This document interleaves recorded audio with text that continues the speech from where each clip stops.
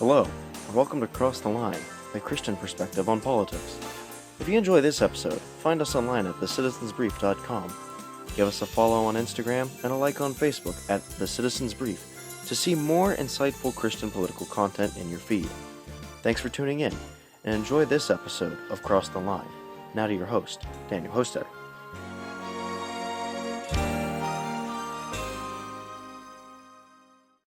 Hello everyone, and welcome to Cross the Line, a biblical perspective on politics. I'm Daniel Hostetter, the Editor-in-Chief of the Citizens Brief, and your host for today's episode. If you like what you hear today, read and subscribe to our nonpartisan Christian political newsletter online at thecitizensbrief.com.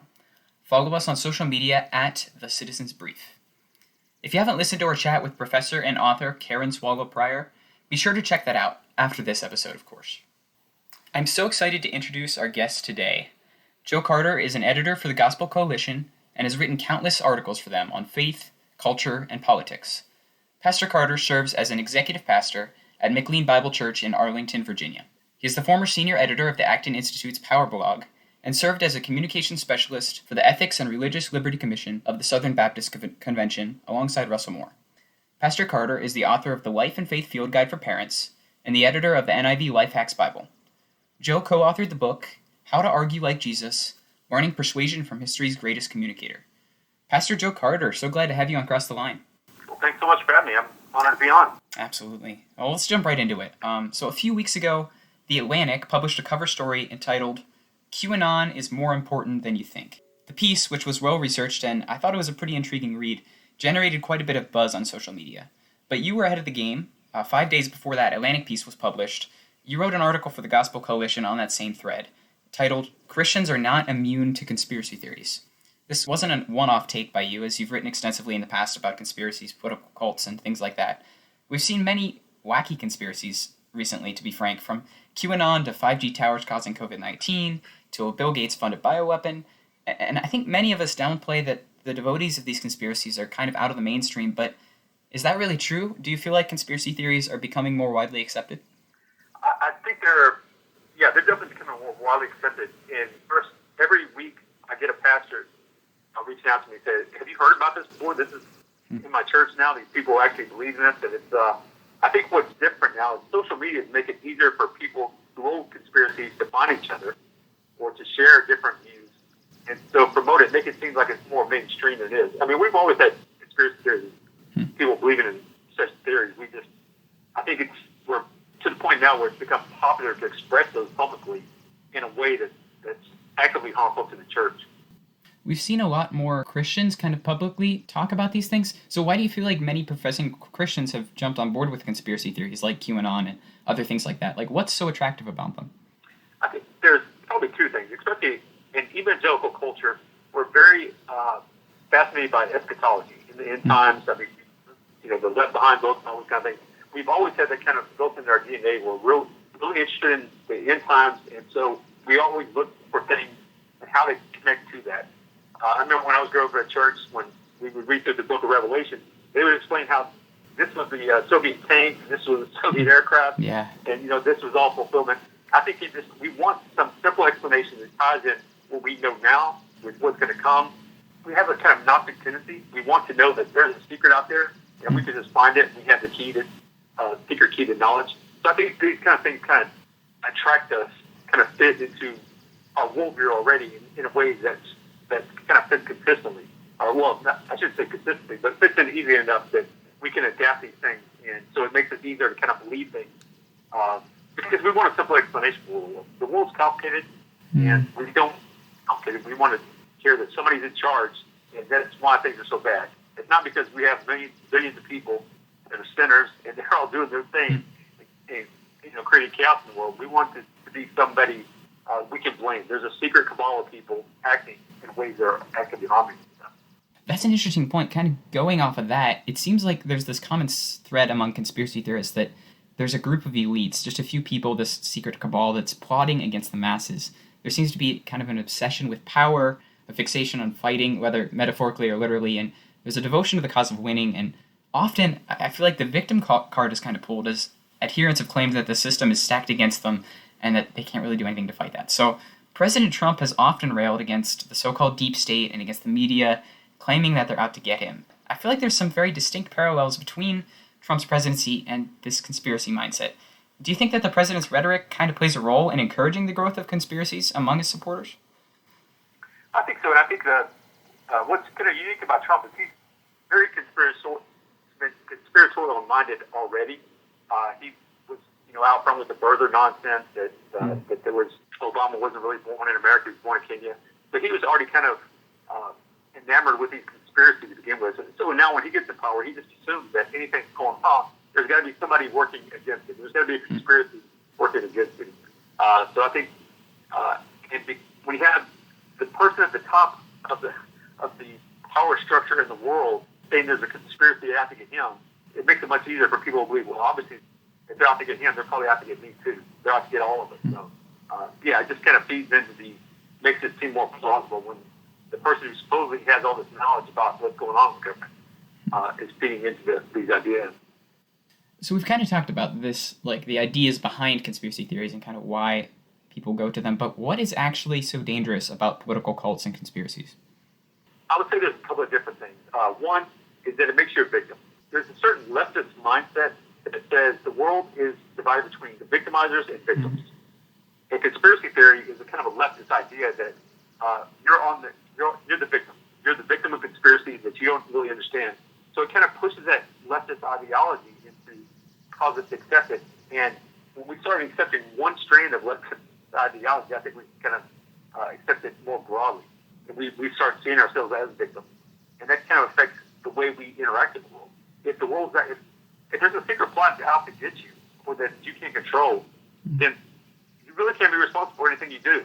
Right. Your life is kind of everything's stacked against you, so you just really have no reason to take accountability for your life. So I think at the extreme end, that kind of builds in that kind of mindset. It kind of makes people believe it. I think if you look at the actual our culture today, we do have that idea that we're all victims somehow, and that somebody's always out to get us, and that we really can't be blamed for our failures because everything was stacked against us. We see this moment now where with the George Floyd protests and kind of how these racial and ethnic tensions have boiled over. But we see a lot of talk about this systemic oppression and things like that. Do you think that that kind of idea of victimhood, do you think that plays into those frustrations about oppression? I think partially. I think we have to be careful that. And part of the problem with conspiracy theories is it covers up the true problems, the true systemic problems in the world. I think systemic racism, I think, is a real thing. Maybe it's overplayed by the left sometimes, and we kind of make it out to be more than it is. It kind of overpowers people's individuality. We all kind of feed in this idea that, yes, we're all victims. And so the key is to go looking for who's victimizing it. Who is to blame for the reason we are. Now, that's not to say that there's no victims in the world. There obviously are. There's people who are oppressed and who are kept down. Racial injustice is real. That's why I think we're seeing the backlash, the uprisings we're seeing now. But there is part of it that feeds into our kind of conspiratorial mindset, kind of feeds into this and makes it more in a way that essentially is kind of idealistic and says, well, there's nothing we can really do about it. I mean, if we're protesting, we should be protesting to change things, to change racial injustice. But if you believe in the kind of conspiracy theory mindset, it's why even bother? Because you can't change it.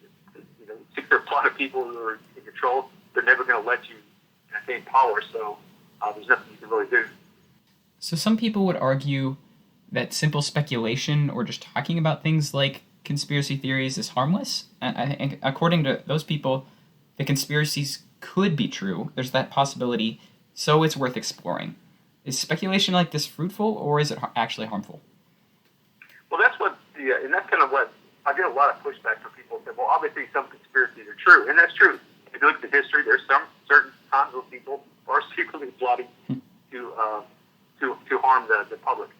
But in general, the problem with conspiracy theories is it causes you to slander people, whether you know them or not. It's usually people that faceless people that you don't even know, by making claims against them that harm their reputation, even though you don't know those facts are true. There's nothing wrong with saying, I wonder if this happened.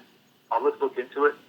But if you say that something is happening, you you need to have some kind of evidence. One good example is, I'm sure you're familiar, your audience is familiar with George Soros, Yes. the billionaire who funds a lot of leftist organizations.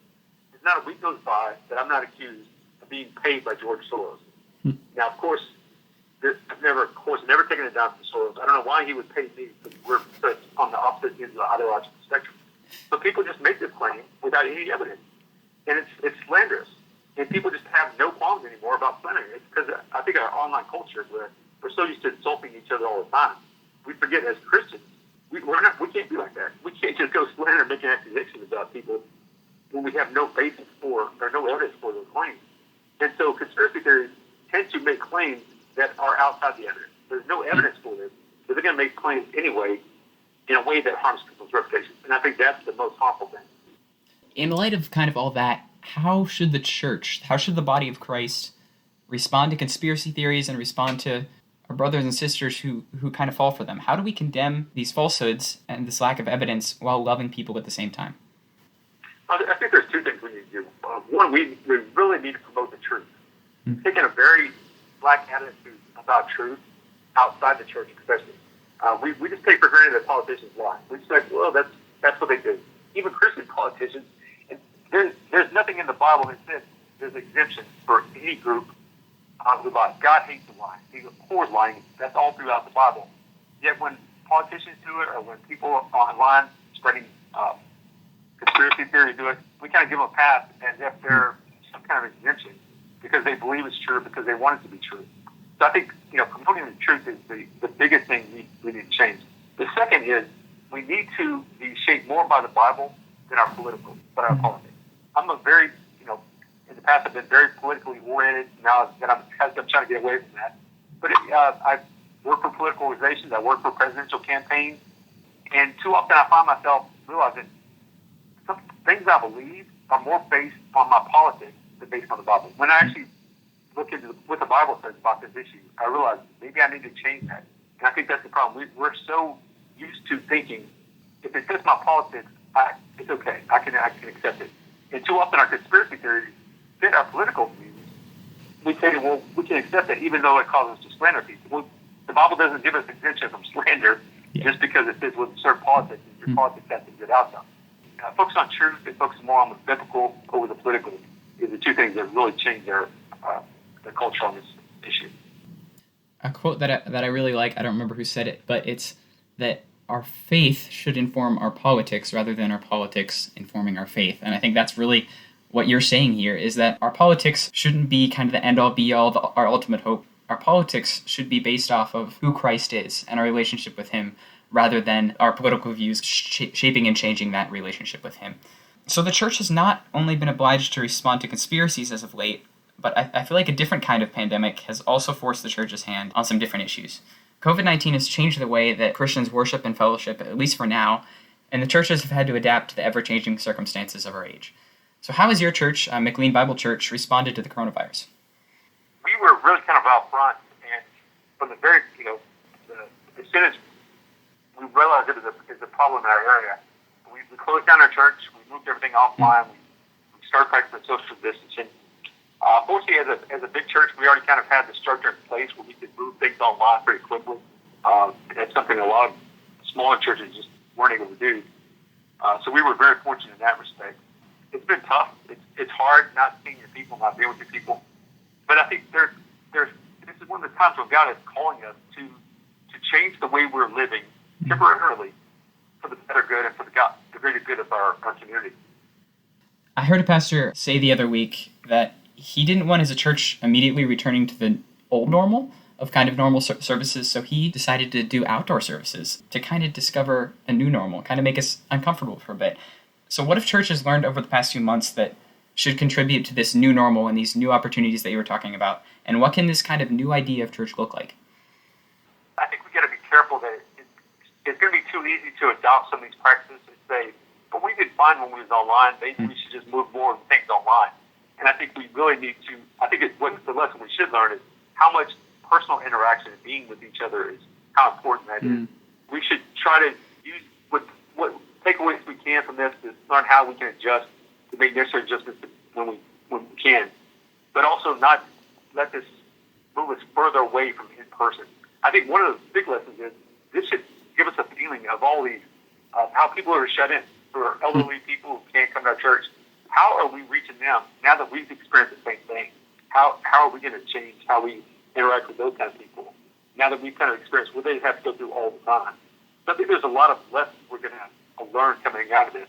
But I'm just afraid that too often the wrong lesson we're going to learn is that technological distancing, where we can put technological barriers between us and our people, is the right way to go. And I think it should be more personal rather than less.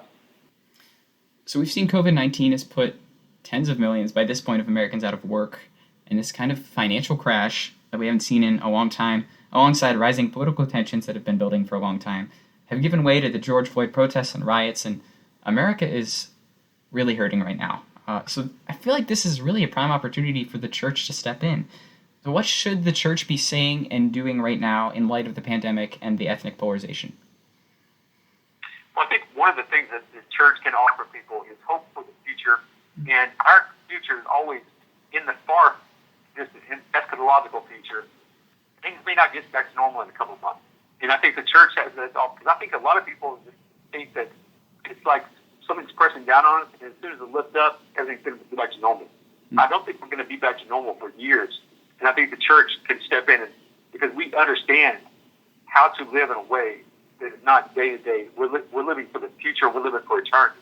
So what can we do to kind of show people the hope that we have? And first of all, of course, the hope is in Jesus. That's the first hope they need.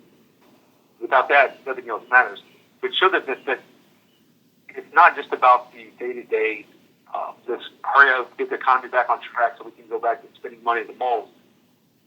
How do we use this time and use this experience to realize what is most important in life, what is really meaningful, and how can the church use this experience to show people there's a better way forward?